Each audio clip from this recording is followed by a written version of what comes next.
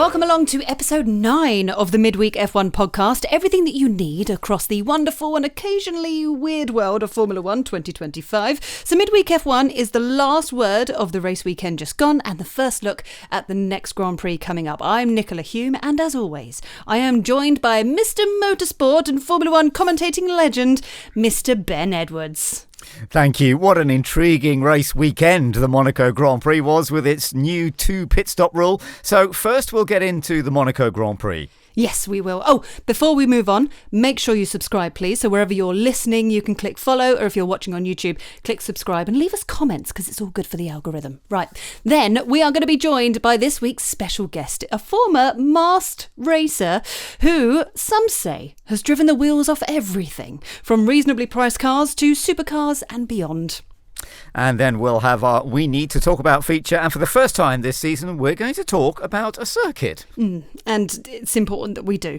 And then we've got our very own Midweek F1 Prediction Championship of the World. So who chose wisely in predicting the top 3 in Monaco? So we're going to find out, and then we're going to try and pick our winners for the Spanish Grand Prix coming up. Oh, yes. OK, well, we'll dive straight into what we might expect in Spanish Grand Prix. The next stop in the 2025 F1 Championship, with the top 2 drivers now separated by just 3 points. So let's get stuck in. It's getting exciting, isn't it? Because it's so close at the top. I mean, you look at the McLaren points. I mean, Oscar's on 161. Lando's now on 158 points after winning Monaco. And it's now, it's so close. But then you think of Max as well. I mean, all it takes now for Max to become top is what? Like a race win and a DNF? Do you know what I mean? It's so Absolutely. Close. It what is happens close. now? Well, it is fantastically close. And the fact that Lando Norris really picked himself back up at Monaco, I think, was crucial to the future going on with that battle he has with Piastri and with Max for the championship. It was a big, big weekend for Lando Norris to take that win because he'd been going through a bit of a difficult patch. But to out-qualify and then not make mistakes, although he nearly did into turn 1, but he sorted it out. That was very impressive. I think throughout the order, of course, I mean, I was impressed with Charles Leclerc, what he did with Ferrari. I didn't think they were going to be particularly competitive at Monaco, but actually the car was pretty good there, and Charles did a great job to finish in that second place. And Hamilton also, although a lot of people have said that the rules didn't work at all over the weekend, in fact, I don't know, it maybe helped Hamilton a little bit to move up the order again, because remember, he had qualified well, got a penalty, started 7th and ended up finishing in 5th place. So it was a good effort from Hamilton. Max Verstappen, what he played with, we'll talk about more later on. But yeah, it was worth a try. And further down the order, I have to say, Isaac Hadjar, great job. Well done, Isaac Hadjar. One of the top rookie performances of the season. That was brilliant. And great to see Liam Lawson score points this year at last as well. So Racing Bulls were clever this weekend, and their drivers were doing a great job as well. Williams worked hard, very hard, and delivered some points from both drivers. So there was a lot to look at from that event at Monaco. Oh, and hey, Ben, last week on the show, I was like, I don't know if I'm going or not. I was there. Great. I went on quali day, and it was, my God, it was unbelievable. It's my first time going to Monaco for the Grand Prix. I'd been there before for a different event, but it was my first time there for Grand Prix weekend. I've never felt so poor. My God, the money, Ben. Yeah. It's insane, the money that's there. The amount of yachts just blew my mind. I found myself watching the yachts more than I was watching the F1 cars, if I'm honest with you. It is an astonishing place, yeah, I agree. But it is a unique place to go, and I'm really glad that you had a chance to enjoy it. I did spot Lawrence Stroll's yacht, and I did notice that his wasn't the biggest as it was parked up, and I thought, well, knowing what he's like, he's now going to go and get a bigger one, probably. Yeah. Right, let's go over to producer Jim with what we're going to talk about today. Go for it. Okay, so probably the biggest first corner of the year in terms of potential positions gained, and no repeat of Max at Imola on Piastri this time, despite being side by side. Was he put off by Lando's lockup, or just thinking championship? Discuss. Benji? Yeah, well, I think you're right. I think championship, it's so easy to make a mistake at Monaco. When you try and be brave and you try and do something, it often goes wrong. And I think Max has learnt that. You know, he's had a few errors, mistakes at Monaco. He knew that the sensible thing. He wasn't quite there. It was a bit like Charles Leclerc with Lando locking up, but Lando sorted it out. He dealt with it very well. You've got that track position. That is always an advantage. And so, yeah, I don't think it could have really changed too much for Max. Max tried some other things with the team, of course, and that strategy they played later on didn't work out for him. But where he qualified was where he finished. It was one of those where you saw the first turn come up, you saw the lockup, saw the smoke, and you were like, oh, this is about to get exciting. A bit like the opening first lap of Formula 2 with like the 11-car pile-up that they had. And then you went, okay, it hasn't actually changed anything. Okay, we're in for a potentially boring race, which we're going to discuss again later. Jim? Yeah, so the first lap, rookie ruck, Antonelli and Bortoleto clash on the track. Should Bortoleto have seen Kimi coming, or was it a naive lunge from Antonelli? Discuss. Oh, your thought? Because from what I saw, because by this point I was back at home and watching it on the sofa in my pyjamas. From what I saw, I think there was enough space for Bortoleto to be able to kind of take it a little bit wider. And I think it's not like Kimi ran into him, even though Gabriel was like, he ran me off. But I don't think that was the case. No, I mean, Antonelli wasn't penalised for it. It's a shame because Bortoleto actually made a great move around the outside of the hairpin to take the place from Antonelli a couple of corners before. But fair enough for Antonelli to have a look up the inside. And looking back, Bortoleto should have been a little bit more defensive there. But he wasn't. And suddenly there was Antonelli alongside him, and he just sort of ran out of space. And it was, you just feel the rookies who are getting their first experience in Monaco, mistakes will be made. You know, you have to learn it. You have to spend several years doing it to really get to the top level, and you're always going to get a few little mistakes made, and that wasn't too surprising. Producer Jim. The new 2 pit stop rules allowed Racing Bulls and Williams to use their teammate to back the pack up to allow clean pit stops. Is this clever or destroying the F1 spectacle? Discuss.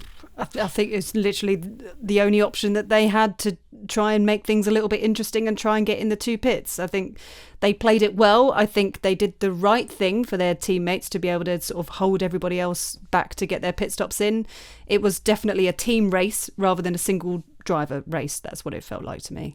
Yes, it was, but it was also painful, wasn't it, for those behind?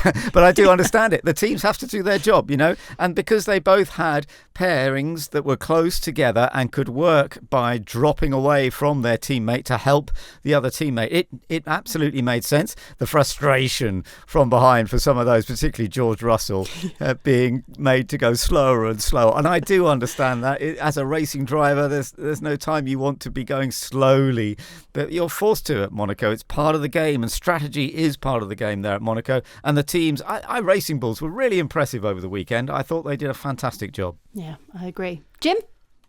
What has Fernando Alonso got to do to get his first points? Qualified 6th, then retired with engine trouble. Despite that, is this further proof that Fernando and Aston are back? Discuss. Oh, I felt for Fernando. I mean, he actually did a great job. Qualifying was really good. He was doing a decent job in the race. He would definitely have scored points if there hadn't been a mechanical problem. So he's just having so much bad luck this year with Aston Martin. And you just wonder, I think the relationship is still good between them. He's not, having a hard time at them and really blaming them, because he is looking to the future and thinking, I need to be around here when we move on to next year, and we could be with this new technology, we could be right up there. I've got to stay friendly with the team, even when things go wrong like that. And I have to say, he did a brilliant job of getting the car out of the way. I mean, it would have actually been quite interesting if it had caused a full safety car, but it didn't. He got the car out of the way, and that was a really sensible thing to do. And I don't know if you spotted, but Adrian was on the grid, Adrian Newey, and he spent a good 4 minutes looking at Lando's McLaren. Just stood there staring with his notebook.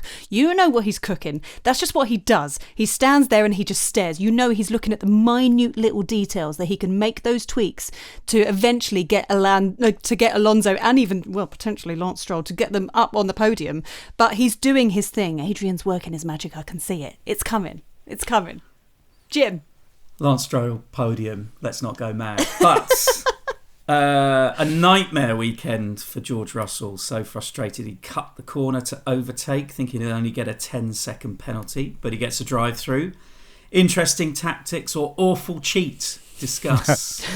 Well, I wouldn't call it an awful cheat, but I do understand his frustration. But I also think that they did a good job by giving him a big penalty, because it was something that he tried, something he experimented with. It wouldn't have worked if they'd only given him a 5 or 10 second penalty. Making him do a drive-through was the right thing to do. But I do understand his frustration. You have to play the game, though. You have to keep the patience, and that is the way it works. And actually, he didn't end up really losing out on anything. Didn't score points, of course, but he was only just outside the top 10 in the end, wasn't he? I mean, there's keeping patience, and then there's just being stuck for 78 laps and not being able to get past someone because Monaco. So it's one of those where he just went, screw it. Just give me the points. Just give me the penalty. I just don't care anymore. I need to try and have a fun race, even if it is just for myself.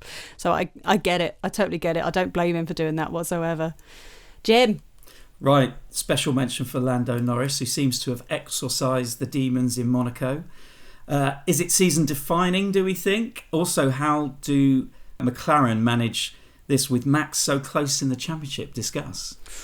We were talking about this last week, weren't we? How do McLaren play this now that, that they're both of their drivers are now so close? Do they pick a number one now, or do they just keep letting the two battle it out at the top and then just hope that there's no crashes along the way, to hope that they just get a McLaren 1-2?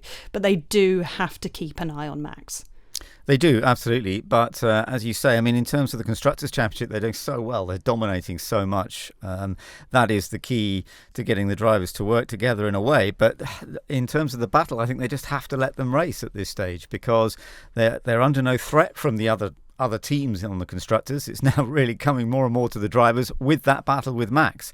It's fascinating to see how it's all going to go. But I do think, in a way, we had a near perfect result at Monaco, because Lando Norris coming back when he's been going through those difficult patches and then delivered absolutely perfectly over the weekend, and now made it so close with Piastri still just leading the championship, but by such a small margin.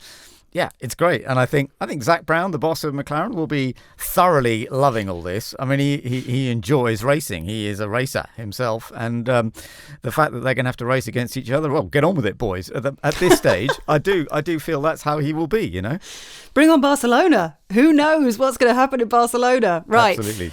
Before we bring on our very special guest, if you are listening wherever you get your podcast, then please click follow. If you're watching on YouTube, then subscribe. And by the way, we are on Instagram, so go on Midweek F1 and give us a follow there. Thank you very much.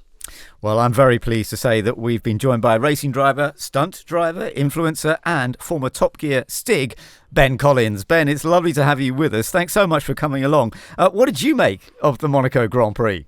Well, pleasure to join you. I thought it was a curious race. I thought it was really, looking at that grid, the best crop of racing drivers I've ever seen. As a collective group, the amount of talent in Formula One at the moment, I think, is the best there's ever been. Driving the worst cars of all time. It's the slowest race I've ever watched, and it's quite perplexing. And it all comes down to the weight of the cars that makes them so difficult. I think what was extraordinary was it was really laid bare at Monaco, where you had the leader of the race lapping 3.5 seconds slower than the guy at the back. What is that? That just doesn't make any sense. It should be a sprint race, guns blazing.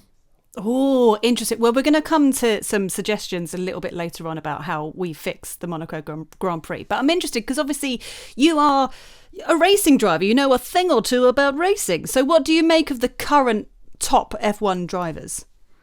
I think it's amazing. I've got my favourites. We all have from the history books, recent and past. But actually, there is extraordinary depth of talent, and it's fantastic to watch them because they're all pushing each other so hard. With Lando and Piastri, you've got two top tier guys, same car. Obviously, Max is amazing. Just run off the top 12. They've all got so many strengths. So, and without the benefit of having so many highly talented racing drivers in there, you just don't get to see what they're all really capable of, and it's fantastic to watch. You just watch them skimming around Monaco. It is fantastic when they're pushing. So it's great. It means the championship is very open, and I think it's great to see it so tight at the front. Yeah, I agree with that. And we were talking earlier about Lando getting his mindset a bit more sorted at Monaco.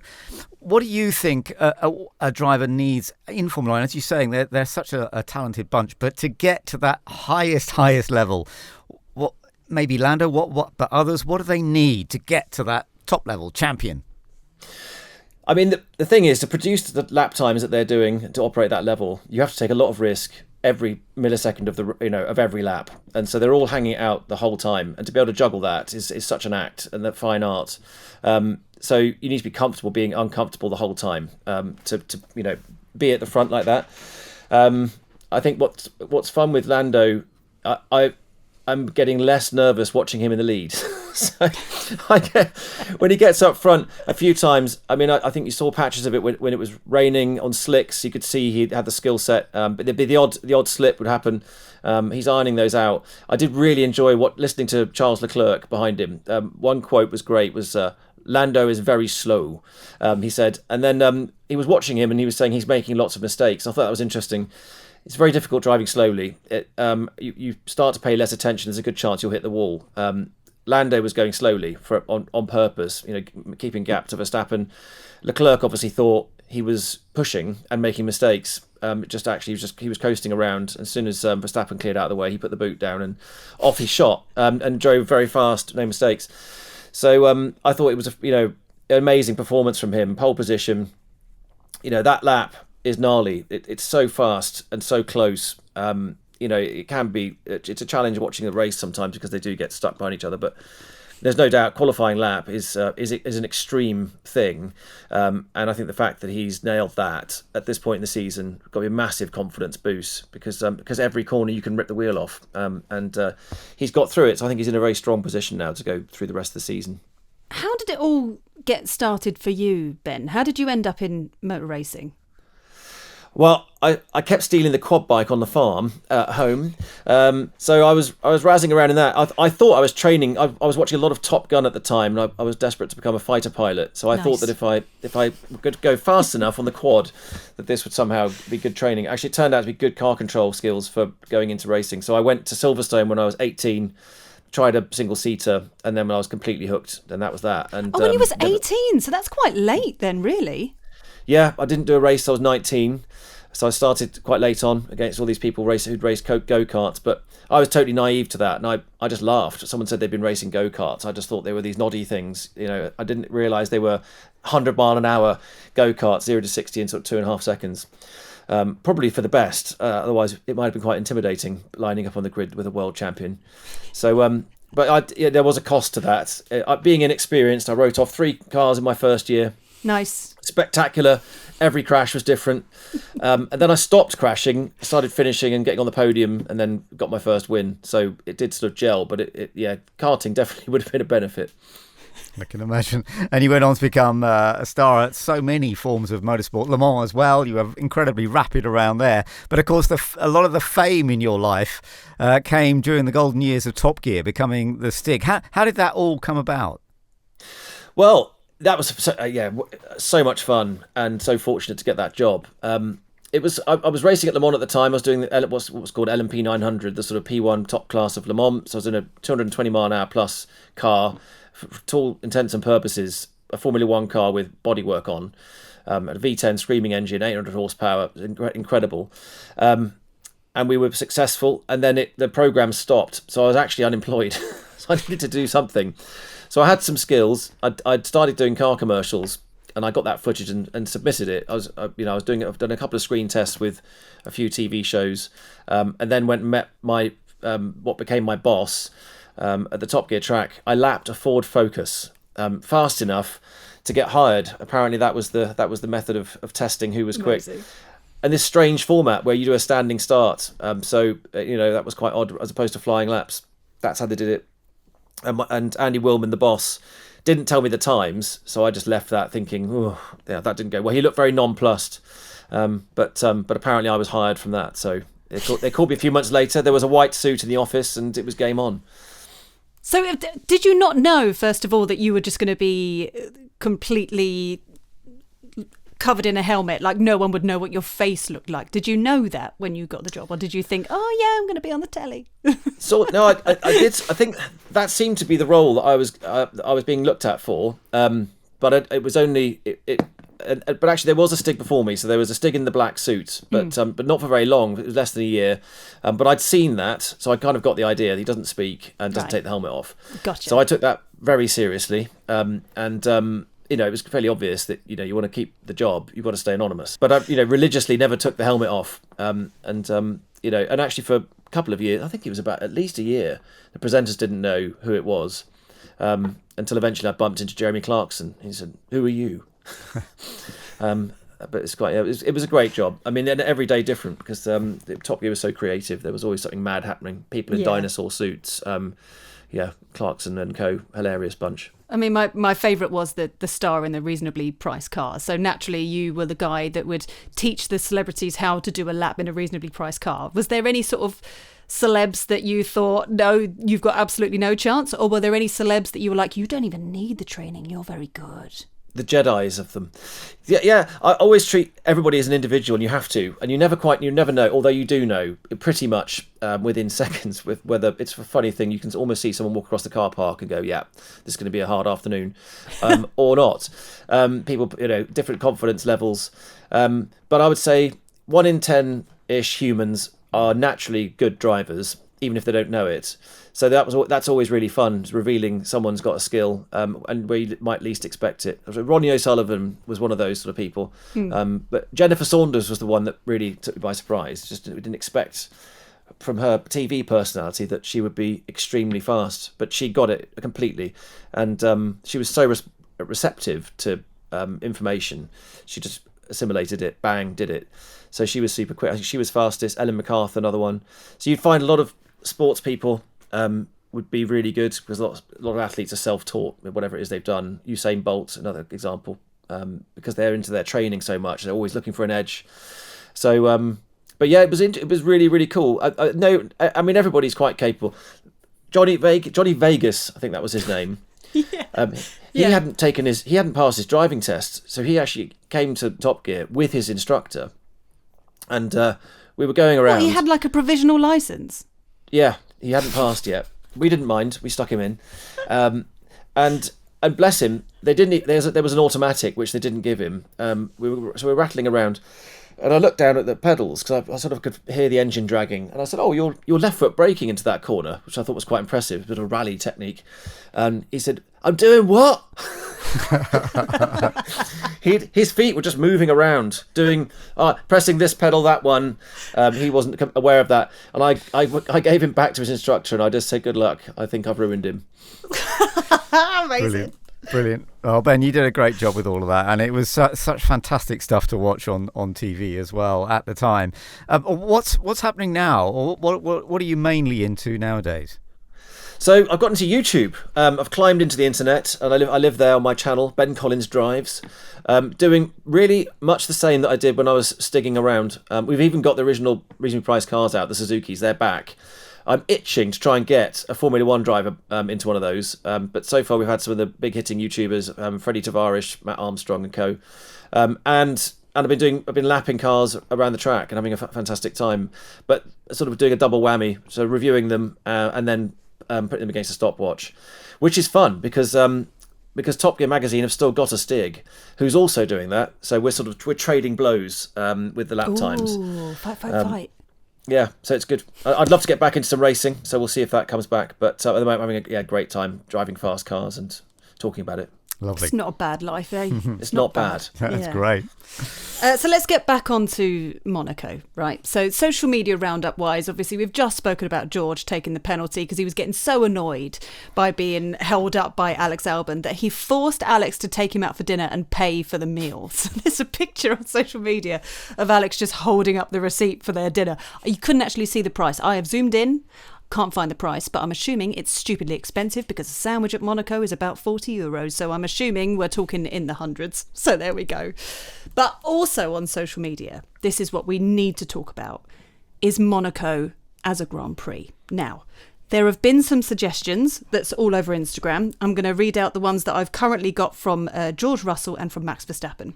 So Max has said to save Monaco, potentially 5 pit stops. Maybe, or a bit like Mario Kart, you start throwing bananas. Could be a good shout. George Russell has suggested maybe you don't do a race and instead it's 2 quali sessions and you get points for that instead. He's also suggested 15 pit stops.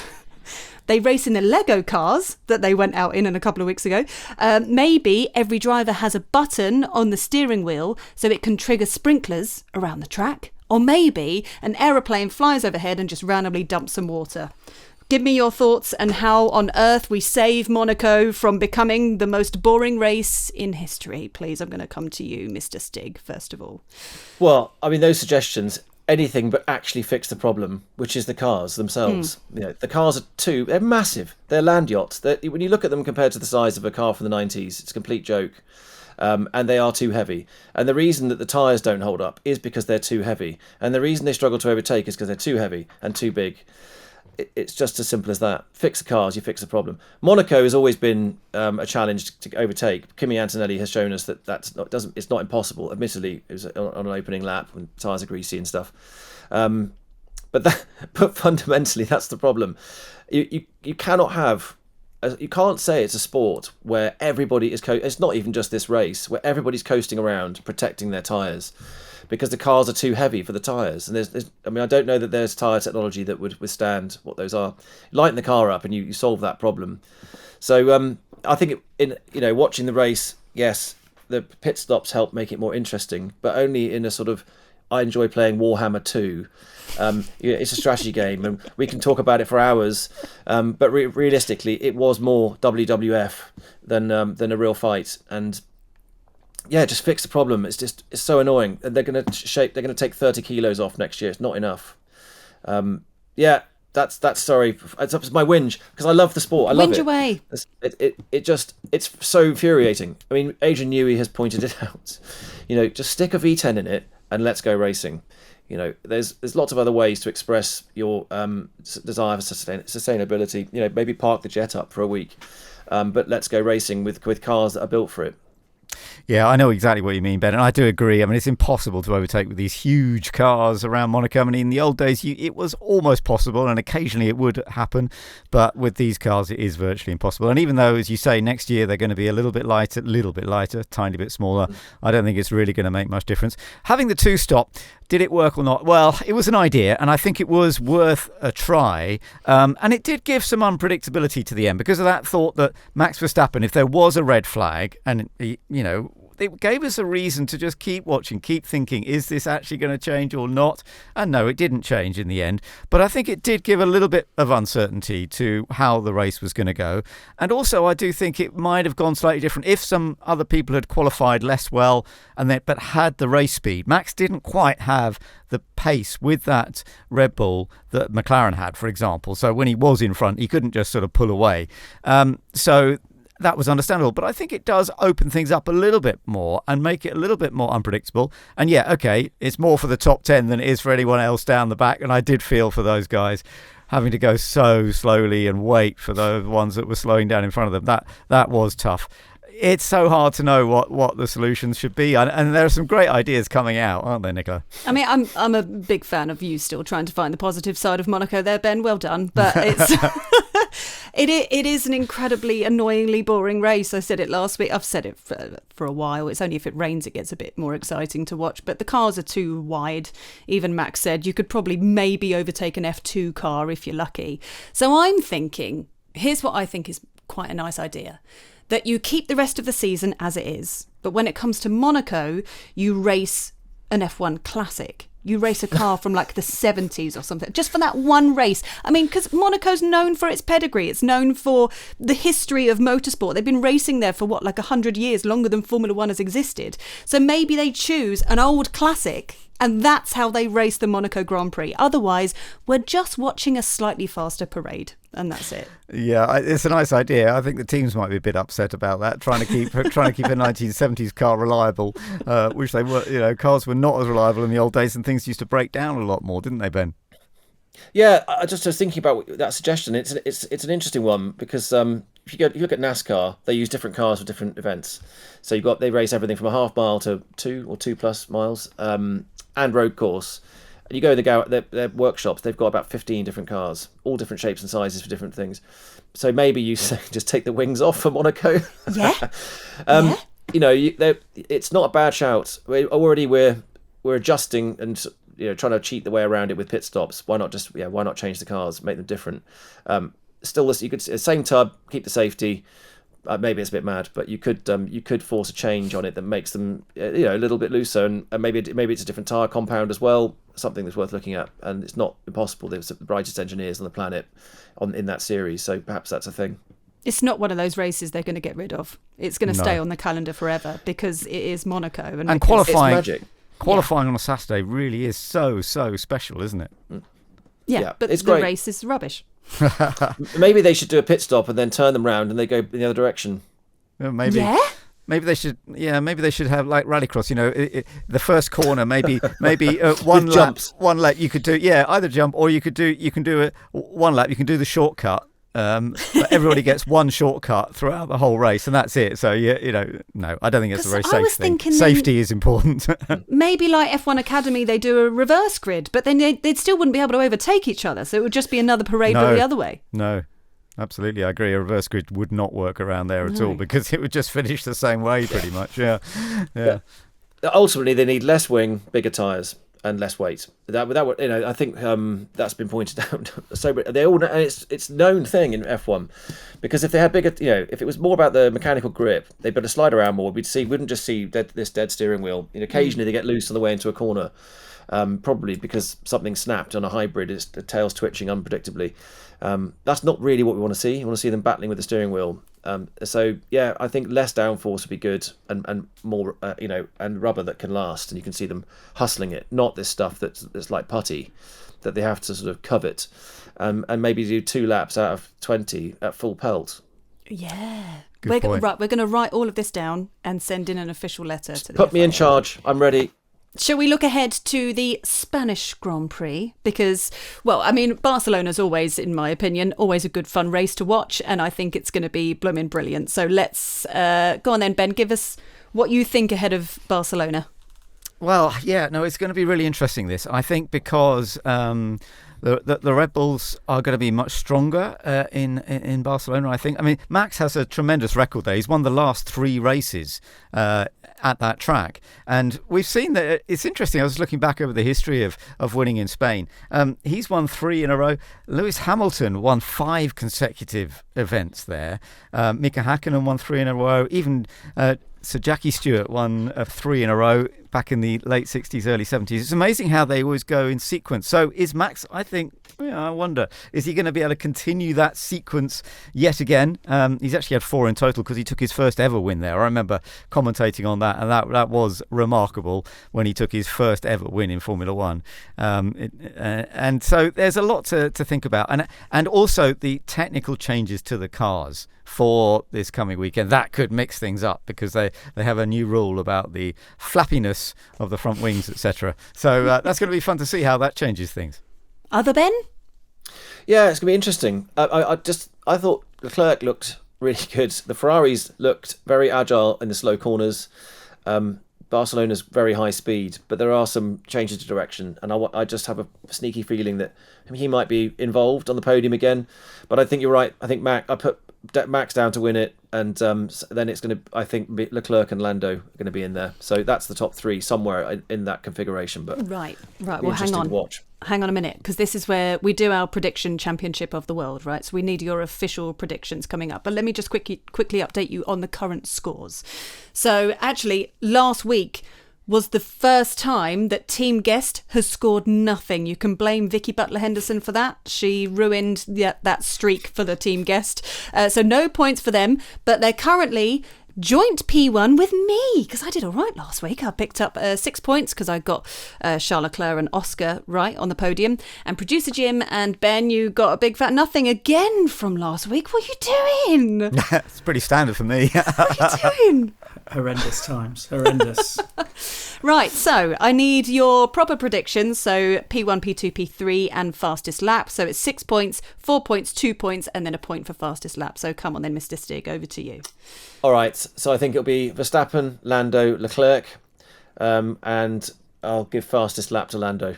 Solid. Is the reason you're going for is just because Max is pretty good on that track and he's feeling good? Yeah, I think his car will come back to life a bit. Monaco is quite a unique place. I don't think that this car is slow, and I would imagine, like Ben said, the pedigree is in that team. They know that track well. They know what works at that track because they've been winning. So you would think that would carry over. But you never know. It could be completely the other way around, and it could be that the bendy wings was critical in their success. But I just think he's, with Max, you can't discount him from anything, and I think there's real strength in that team still. Just about they are. I mean, it's so close. The playing field now is very level, but I still think he's got it in him. Ben. Yeah, I actually think I sort of feel the same, but I'm actually going to go slightly different. I think I'm going to go for Piastri taking the victory from Verstappen in second and Lando third. So that's my three. I think it's going to be incredibly close, actually, and I think Max could easily win this race. But I think Piastri will be still fired up and obviously trying to open that gap up a bit more. I'll go fastest lap for Charles Leclerc because I do feel that Ferrari are making good progress, yeah. Yeah, nice. I'm going to go Max P1, not because I have a contract with Red Bull, but because... Yes, it is. Come on. But because we all know he's going to do great and he's wonderful. I'm going to go, P2, Piastri, P3, Lando. That's what I'm going to go for. I think the McLarens will still be up there, but I think Piastri, now that Lando's now won a race again, Piastri's just going to come back fighting, and I think fastest lap is going to go to Lewis. I think it will go to a Ferrari, but the other one, that's what I'm feeling. Jim? Interesting. Cool. Yeah, similar. That, I mean, Red Bull have owned that place in recent years because of the high-speed corners. So I'm going to go Max first, and I do think Lando's got his mojo back, so I'm going to go second for Lando. And I do, as much as he's the coolest customer, I feel like the pressure of being the championship leader is getting to Oscar a little bit. So I've got him in third. Yeah, I do, yeah. And I'm going to go fastest lap Max also, because I think also, and Flexi Wings as well, could swing it in Red Bull's favour. Ah, interesting. Solid choices. Right. Now, normally we have an interesting fact or a fun little story that our guest brings to the show at this point. So over to you, Mrs. Stig. What you got for us? Well, there was this one time. Well, I was talking to Jim. We were swapping Top Gear stories, and laughing about Clarkson. There are so many stories about him. But the one I remember him telling that did crack me up from a racing point of view, because of we all have such raging egos, was the one time that he beat Steve Soper on track. So if you remember, Soper was a BMW Works driver. There was a big BMW press day. He told me not to tell anyone, so I'm telling you, everybody now. Amazing. They were at Silverstone on the Grand Prix track doing this big press day, and they were in some fast BM, and they all were going around, all the journalists. Soper had sort of set this sort of time, and all these names being put on the list. He turned around, and Clarkson's name was at the top, and he put in a time that was a second faster than Steve Soper. A second? He couldn't believe it, and he went straight up to the BMW people and said, "This cannot be serious. What is this?" They said, "No, he did this time. We recorded it. He went around the track and everything." And Clarkson was telling it. He said, watching this man have a mental breakdown and then go out and spend the entire afternoon going around. He said, I knew he'd never beat the time because I cut 3 of the corners out. That's great. And he just left the track. He didn't let Soper know. He just left him as he was still circulating, running out of fuel. Amazing. Yeah. That's the man. He was fairly untrainable on track. We went out. The other two, because we did the 24-hour race at the Brick Car, which is great. We were racing this BMW diesel thing with a Halfords rear wing that actually made it slower, but the producers thought it looked cooler, so it stayed on. And I was meant to try and train them, and I had a whiteboard out. I showed them the corners. Clarkson just took that over, and I thought, you don't even know this track properly. So he taught the other two presenters that, gave them all the duff information. And then I went for a lap with him, and he argued every single corner. When I was telling him, turn in here, I turn in here, so I know you do. That's why you're slow. You need to turn in where I tell you to turn in. Get on the power. He said, this is what we do. And I said, this is not what you do. This is racing. You're in my world. Just pay attention. It was funny. So we argued. He came in, and then he tottered off. But we did quite well, and the boys were great. Poor old James, he didn't enjoy driving in the fog, but Jeremy let him loose in that. But it was a good result. I think we finished third of 4, I suspect, finishes. But yeah, it was fun watching them. They're a crazy Absolute bunch. job of a lifetime, that, isn't it? Absolutely brilliant. No, fantastic. Yeah. Really, really interesting, Ben. Lovely. Well, it's been so good having you join us. That is it for this week, though. So do please join us next time when we will be looking back at what's happened in Spain and be looking forward to the next round of the championship in Canada. Brilliant. So don't forget to subscribe and follow and all that jazz, and we'll see you next time. Bye-bye.